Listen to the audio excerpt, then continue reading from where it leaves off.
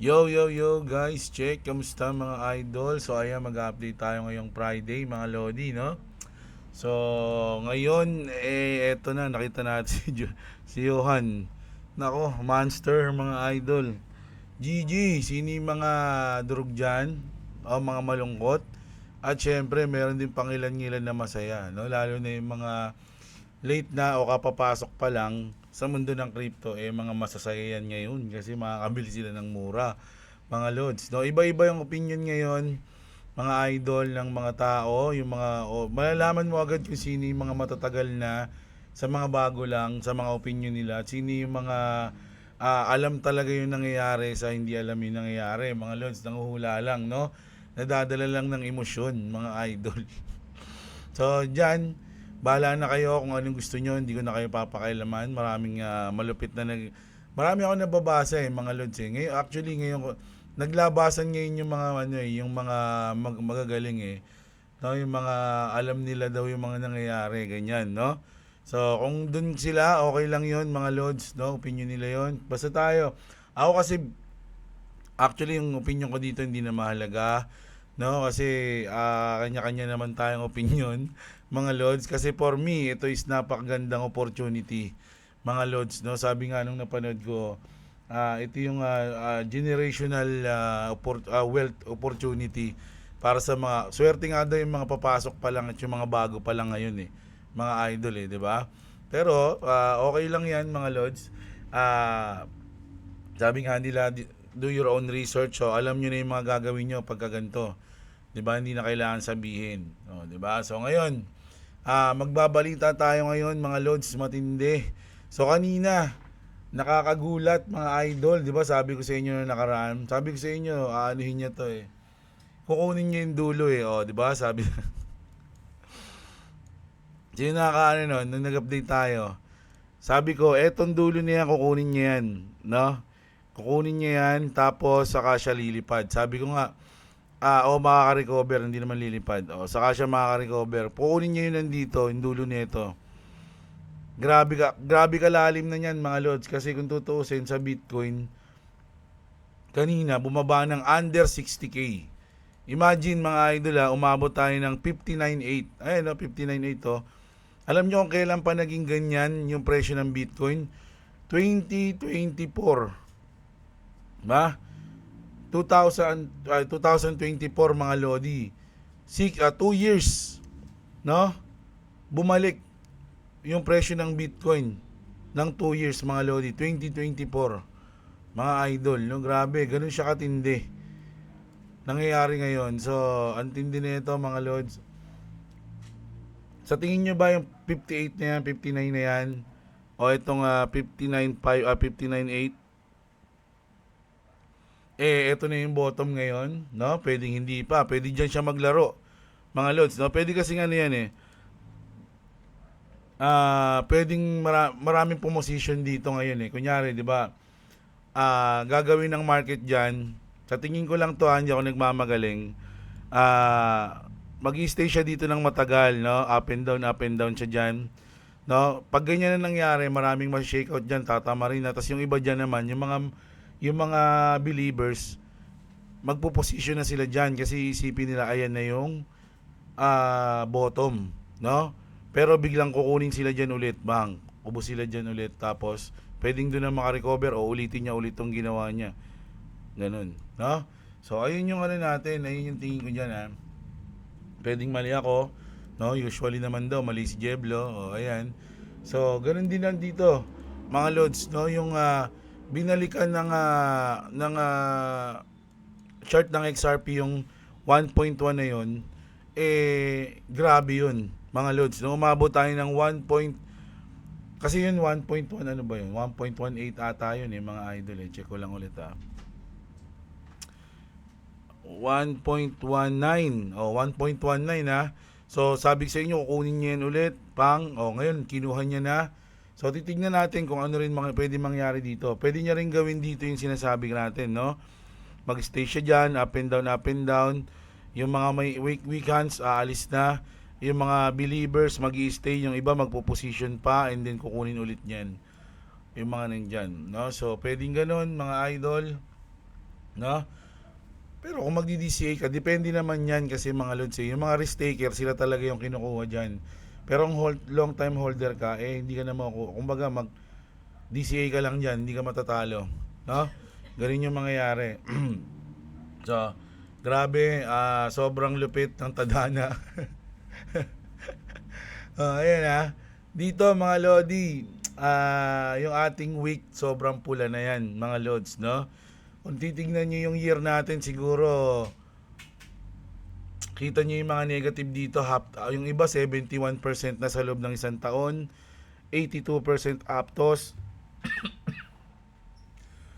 XRP 47% negative sa loob ng isang taon, Pi 83%, grabe, B-Chain, ayan, PET, ano pa, Cardano 66, Sui 73, Kaspa 70k, so marami, Ondo 82, mga idol, no? So grabe yung ano ngayon. Pero ngayong hours, medyo green tayo ngayong hours kasi naka-recover from this, no, sa 1.1,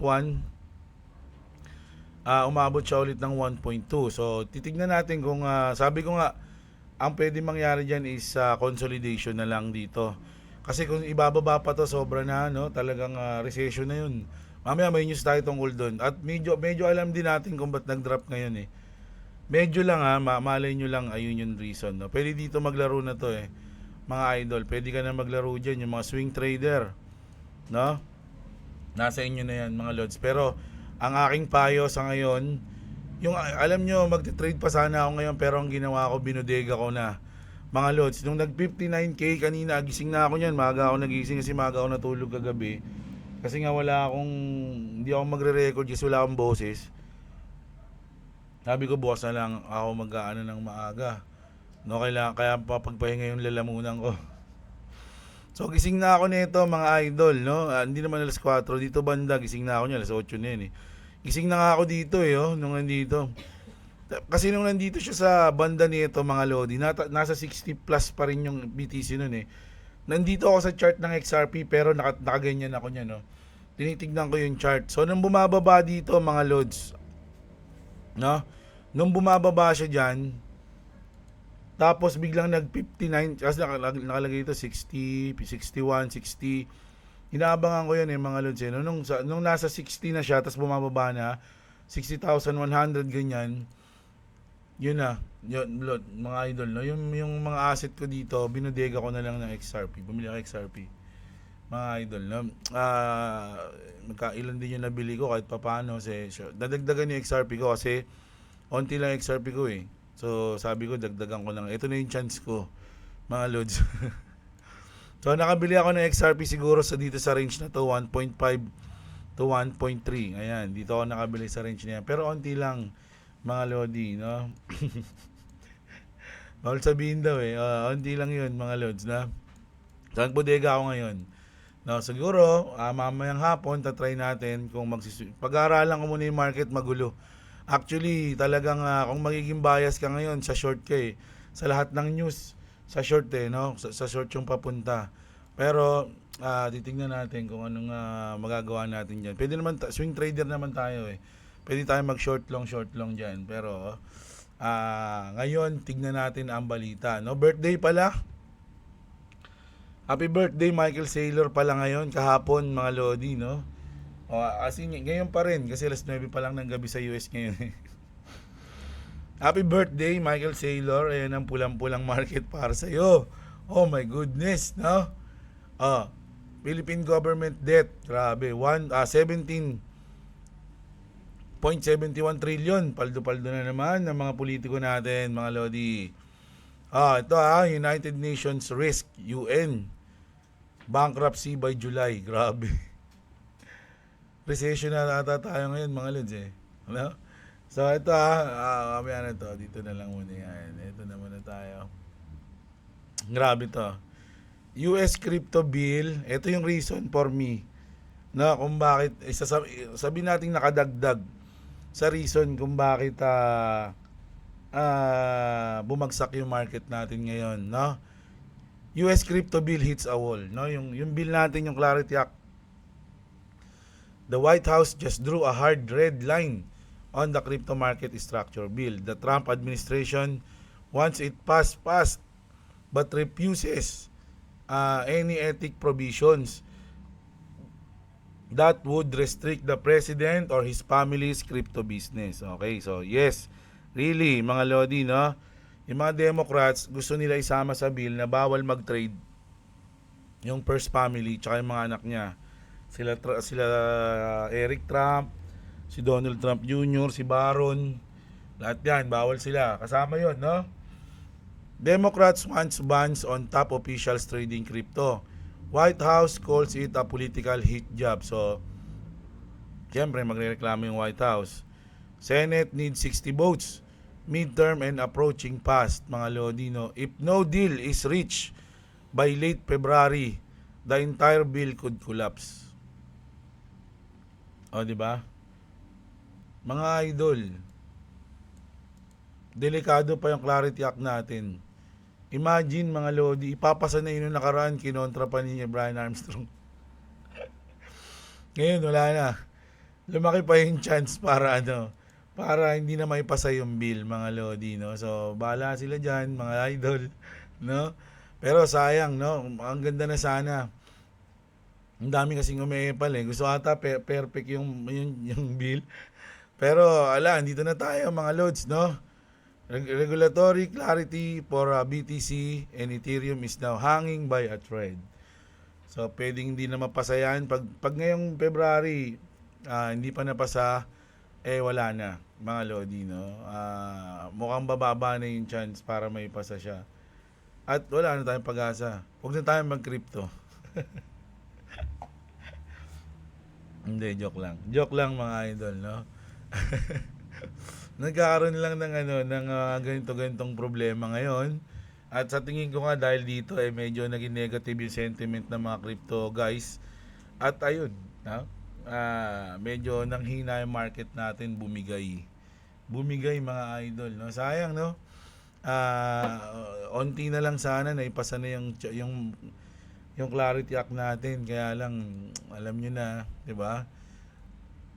May mga pangyayaring hindi inaasahan. Kaya nga nung nakaraan, di ba, parang gustong-gusto na nila Brad Garlinghouse na ipasa na natin to, min. Huwag nyo na munang anuin.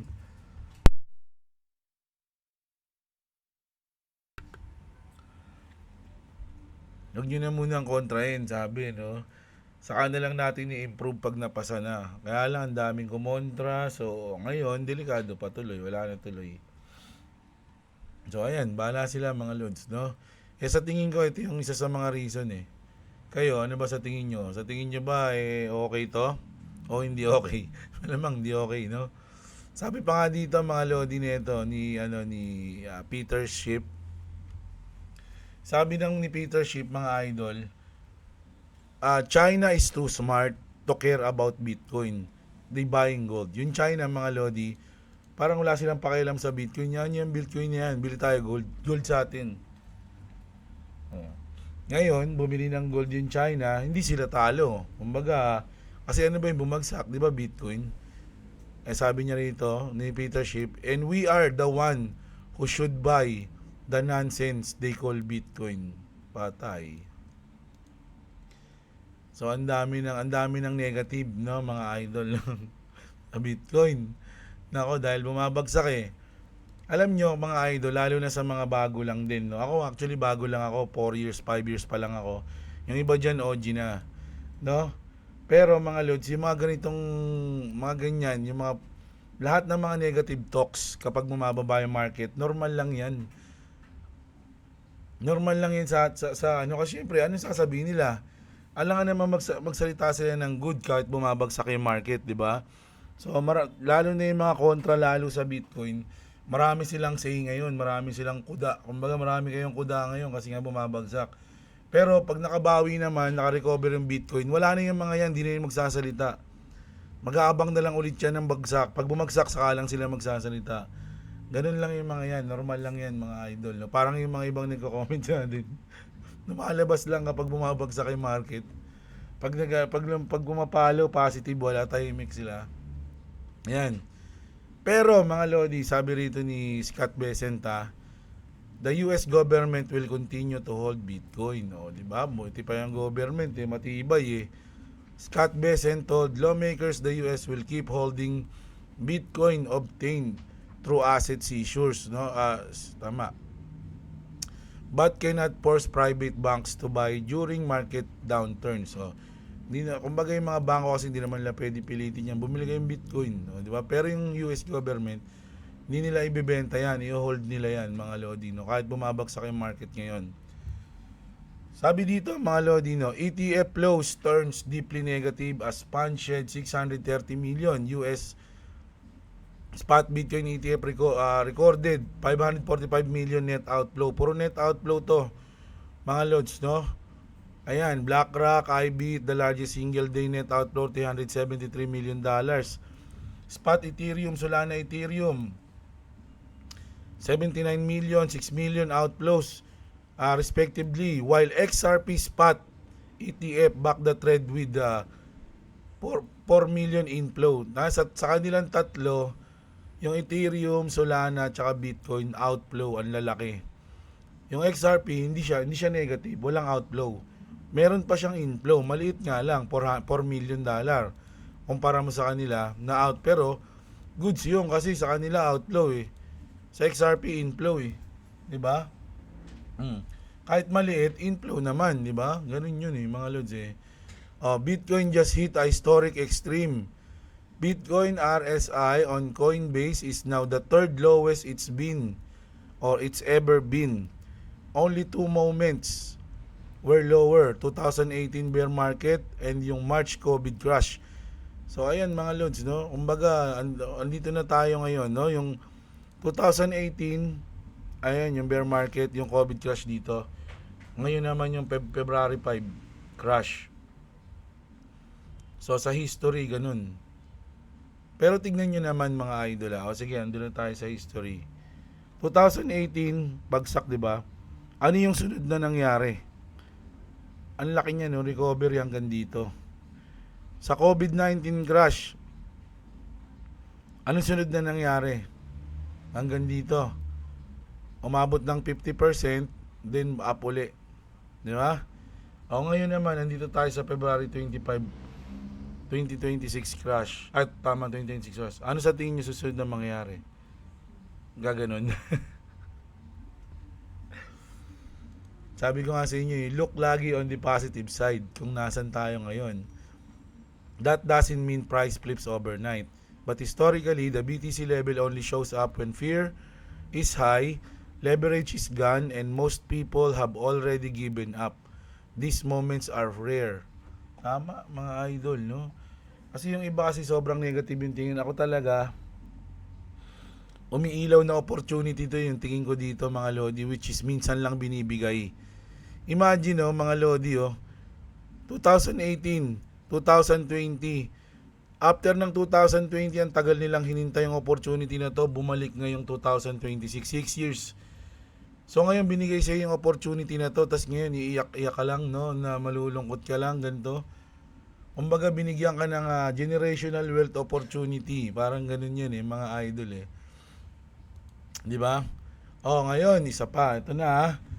Big warning. The US economy may be entering a recession and markets are already reacting to it.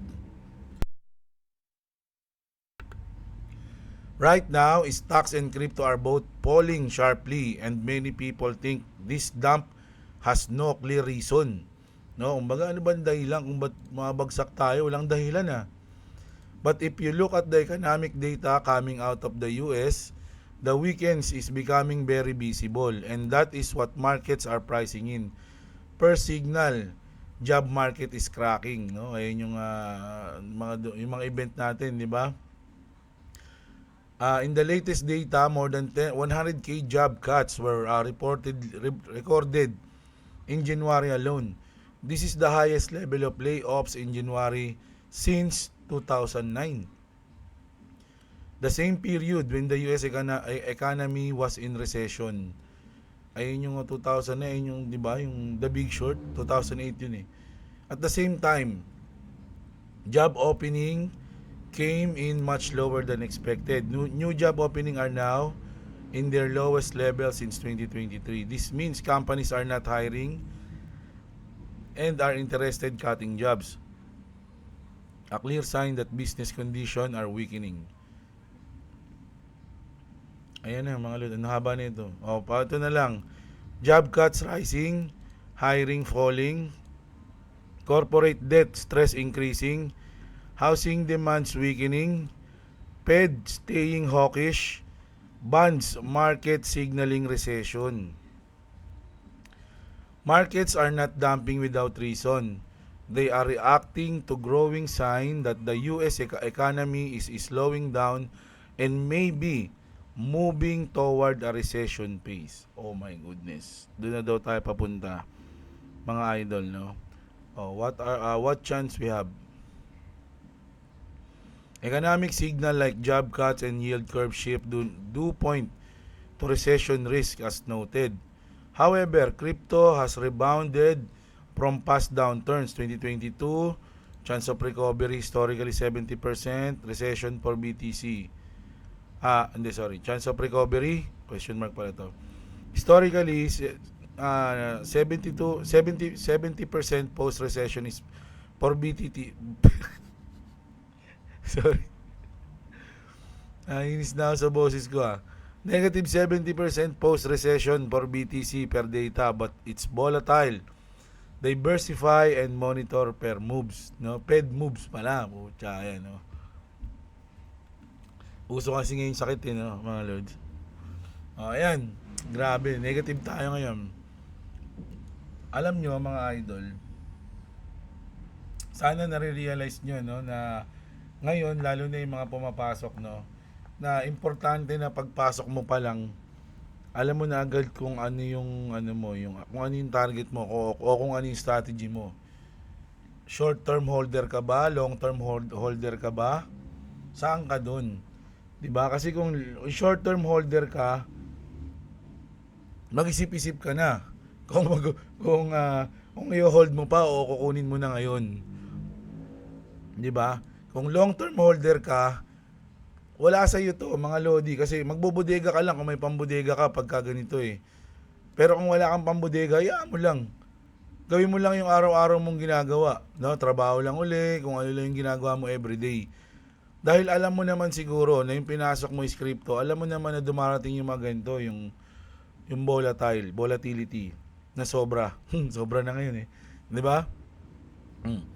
Pero kung ikaw talagang investor ka, holder ka ng matagal, naku, sabi ko sa iyo, parang ikaw, umiilaw ngayon to, mga lodi. Kanina, kung lahat na ng so na mag-all in kanina pero hindi ko pa rin ginawa konti lang. Medyo malaki lang yung binodega ko kanina na XRP, tonto ako, mga lods Kumbaga, nakakapagbodega ako o nakakabili ako ng XRP sa ganung halaga. Medyo natutuwa ako, mga lodi, no? So nakapagdagdag na naman ako. Kasi yung iba nga walang pandagdag Kumbaga nandun lang ako sa posisyon na ako nakapagdagdag. So para sa akin nagpapasalamat na ako noon. Kasi yung iba kahit gusto nila magdagdag, medyo wala silang pandagdag, ganyan, nag-iipon pa sila. So kaya kanina thankful lang ako na nakapagdagdag tayo sa XRP. So happy lang ako kanina. So hindi ako nag-trade kanina. Chinepohan ko lang na sobrang baba. Siguro nakabili ako 1.2 o 1.3. 1.12 o 1.13. Doon tayo nakapag Nako, kung magti-trade ako ngayon, no, ang ganda nito, do. Kaya lang wala na binili ko na lahat. Binili ko na lahat Pero siguro hindi natin alam. Dahil kung magti-trade ako ngayon, kukunin ko yung SHIB ko. Yung invest ko sa SHIB, kukunin ko yun, trade ko, pwedeng ganun, no? Kaya lang, medyo nag-iingat muna ako ngayon kasi maski ako talaga, mga lodi, hindi ko masyadong sure kung ano yung mangyayari ngayon, mga lods, no? Minsan, ganyan, pinapakita sa'yo, uy, uptrend na, and then mamaya, mabilis lang, makikita mo, gabagsak na dito. Mag-over, ganun. So, ang kulit ng market, mga idol, no? Kaya ingat-ingat kayo ngayon, no? Tapos, kasi meron akong, kasi ito sabihin sa inyo, actually, meron akong GC, di ba? Kami mga magtutropa, mga trader. merong panalo talaga doon. Yung mga tropa ko panalo sila kasi mga ano yun eh, mga bear boy yung mga yun eh. So, panalo sila.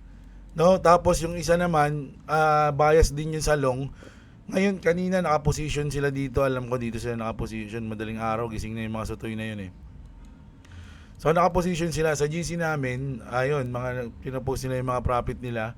Pero, ano kasi yung mga yun, mga 50% boys din yung mga yun. So, naglalak profit din yun, tsaka nag-i-stop loss. Kaya hindi rin medyo natatalo ng solid yun.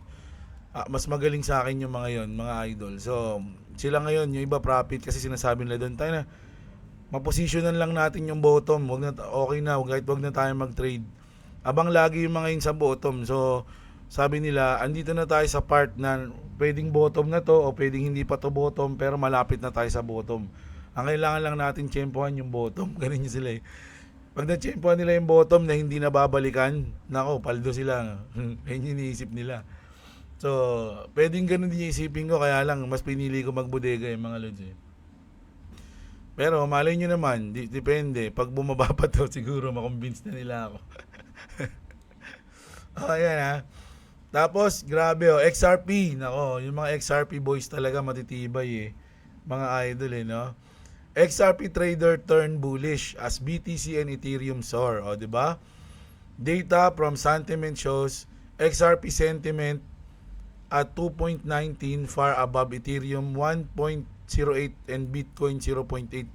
So kumbaga mga lodi, even bagsak, no? Malupit pa rin, no? Ano pa rin yung mga XRP army, mga idol, no? Optimistic pa rin sila, mga lodi. O iba-iba kasi tayo ng community eh. Pero wag kayong masyadong malungkot kasi yung iba nga tulad nito, Saudi Arabia nga nag-announce sila na magmamine na ulit. Magmamine sila, mag-umpisa na sila magmine ng Bitcoin. Diba? Ano pa? Ripple Prime, ito kasi ganda ng may partnership kasi yung Hyperliquid tsaka tsaka Ripple Prime mga idol eh. Oh, sana namang to, join force. Solid, 'di ba? Alam nyo kung yung iba namumblema kasi talo sila, talo tapos bagsak yung market. Yung ibang mayayaman, mga bilyonaryo malungkot eh, mga lodi. Alam mo kung sino yun? Si Elon Musk, mga idol. Malungkot siya, mga idol, na-realize niya yung life. Sabi niya dito, whoever said money can't buy happiness really knew what they were talking about. Kumbaga siguro, kahit na-realize ni Elon na kahit na sobrang yaman niya na, hindi pa rin siya masaya sa buhay. Yan yung tsura niya dito. Wala siyang kasama, oh. Siya lang mag-isa. Yung iba may kakwentuhan. Yung iba, ang ganda ng topic nila. Si Elon Musk nagsasalita mag-isa. Walang kausap. Inom-inom lang. Maupo. Matutulala. Titingin sa'yo at sasabihin, husgahan mo ako. Minsan talaga mga idol hindi talaga binibigay ng Diyos yung yung kompleto, no? Minsan sobrang yaman mo nga, malungkot ka naman. 'Di ba? Yung iba mahirap nga pero sobrang saya naman kasi kompleto sila ng pamilya nila, everyday masaya sila, 'di ba? Yung iba naman sobrang talino pero mahina sa sports, mga ganun, di ba? Iba naman athletic sobra pero bugok. So, sabi nga nila walang perfectong tao, mga idol, no? Pero siguro minsan lang makaramdam si Elon ng lungkot, no? Kumpara nyo naman sa ibang tao. Maswerte pa rin siya, mga idol. At syempre, yung mahanga sa kanya, marami. Yung mga nagawa niya pa rin sa mga tao, maganda pa rin sa mundo, di ba? Technology. Kaya lang, wala, ang lungkot niya, no? Ganun talaga yung buhay. Kailangan alam mo yung purpose mo. Sabi nga nila, di ba, may kasabihan, no? Your mission in life is to find your purpose in life. Diba? Ayan, hanapin mo yung purpose mo sa mundo para maging masaya ka. Siguro hindi pa nahanap ni Elon yung purpose niya kasi hindi niya pa ako nakikita eh. Ano kayang gagawin, no? Kung baga, nabiglang nabaliw si Elon, no? Lahat ng Bitcoin niya, ibenta niya. I-burn niya lahat, no? Ibenta niya lahat ng coins niya. Yung Doge niya, yung Bitcoin niya, i-burn niya. No? Kaya lang, may kinabang dun, mga crypto lang eh. Hindi may kinabang yung mga normal na tao. So, siguro mag-iisip siya ng bagay na makatulong sa buong mundo. Which is, pre-internet sa lahat, no? Pwede yun. Lahat sa Starlink. Gawin niyang pre-internet, wifi sa buong mundo. Wala nang bayad-bayad, no? Para mawala na yung mga PLDT, smart, wala na yun. Starlink na lang, malamang masaya na siya nun, no? Siyempre, gigising siya, alam niya maraming naging masayang tao sa ginawa niya. O, di ba? Ano guys, kamusta kayo? Hindi ko na nilabas yung camel kasi sasawa na ako sa mukha nun eh. So mamaya sana medyo gumanda na yung boss ko mamaya. Taragis siya, nainis na ako. Ano ba magandang inumin? Para bumalik yung boss ko, may boss ko na agad sisilindi yun. Para akantahan ko kayo mamaya. Tayo na kasi nag-concert ako nung nakaraan, kaya wala yung boses ko eh. Hindi pala ako pwede maging singer. Onting concert lang, mawawala yung boses ko. So ayun yung update natin ngayon mga idol. Overall, syempre bagsak tayo ngayon. Pero nasa inyo na yan kung paano nyo titignan yung market ngayon. No? Pwede kayo magbida-bida na ganito, na ganyan. Kabi ko sa'yo, ganyan. Ang daming bida-bida ngayon, no? Alam talaga yung nangyayari. So, pero pwede rin namang tignan nyo to bilang opportunity. O tignan nyo to bilang out. Gusto nyo na mag-out, out kayo. No problem mga idol. No? Kanya-kanya tayong diskarte. Kaya nga mayroon dapat strategy pagpasok mo pa lang ng crypto, no? So kanina ang strategy ko, bumili kanina, so nakabili tayo kanina, that which is good, maganda sa pakiramdam mga idol, no? So kita-kits tayo mamayang gabi mga idol. Huwag kayong mag-alala, kapit lang mga lodi, huwag kayong malungkot, ganun talaga eh. Ganun talaga yung market eh mga idol eh. At alam nyo naman na once na bumaba yan, kahit ano pang bagsak niyan mga idol, magbabounce yan. Ayun nga yung tatlong rules eh, 'di ba, sa crypto. Number one, kahit anong up niyan, mga lodi, babagsak yan. Number 2, mga idol, kahit anong bagsak niyan, mga idol, magbabounce yan pataas. Number 3, ayan, tatlo lang yun eh. Hindi mo malalaman kung saan ang bottom at ang top. Hindi mo kayang hulaan yun, mga idol, no? Kaya ayun yun, no? Kaya nga may DCA eh, di ba? DCA ka na lang kung gusto mo. Pwede ka mag-DCA pababa, pwede ka mag-DCA pataas, nasa yan. So ayun, kita-kits tayo mamaya mga idol. Maraming salamat sa mga nanood. Sana, alam ko malungkot kayo ngayon, pero sana nabawasan yung lungkot nyo, napanood nyo to, o naasar lang kayo lalo. Kita-kits mga idol, good luck sa atin lahat dito sa mundo ng crypto. No, sana lahat ng matirang matibay mag-profit sa huli mga idol, no. Kita-kits, magandang araw sa inyo mga kapatid at what's up mga idol. Lungkot ni Elon, no.